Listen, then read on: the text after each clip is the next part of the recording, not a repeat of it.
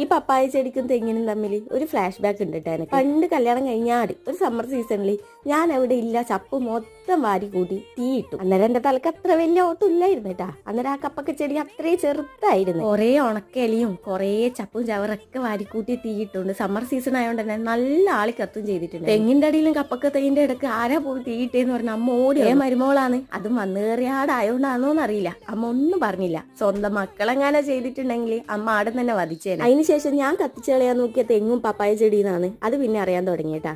എനിക്കും ചെറിയ ടെൻഷനും കാര്യമൊക്കെ ഉണ്ടായിനി. പിന്നെ അതിൽ തെങ്ങ് പിടിക്കൂ തേങ്ങ പിടിക്കില്ലേ പപ്പായ പിടിക്കൂലേ. അങ്ങനെ ആ പപ്പായ ചെടിയിൽ നാളത്തേക്ക് പഴുക്കാനായി ഒരു പപ്പായ ഉണ്ടായി. അത് പറിക്കാൻ നോക്കിയതാണ് രജി അമ്മയും കൂടി. ആ 2 പൈനാപ്പിളൊക്കെ ഇവിടെ തന്നെ ഉണ്ടായേട്ടാ. പൈനാപ്പിളിന്റെ മധുരം വെച്ച് നോക്കിയാൽ പഞ്ചസാര അങ്ങ് മാറി നിൽക്കും. അത്രക്ക് മധുരം. പറിച്ചു കൊണ്ടുവച്ചിട്ടുണ്ടെങ്കിൽ ഒന്നും ചെയ്യാൻ പോയില്ല കേട്ടാ. രജിത് സന്ധ്യ ആയപ്പോ എന്റെ കോൾഡ് കോഫി കുടിക്കണം എന്ന് പറഞ്ഞ് അത് ഉണ്ടാക്കി കൊടുത്തു. പിറ്റേന്ന് രാവിലെ ആയപ്പം നമ്മൾ പൈനാപ്പിൾ വെച്ച് ജ്യൂസും ഉണ്ടാക്കി. അപ്പൊ ഓക്കെ ഗൈസ്, അടുത്ത വീഡിയോ ആയിട്ട് നാളെ കാണാം. ബൈ.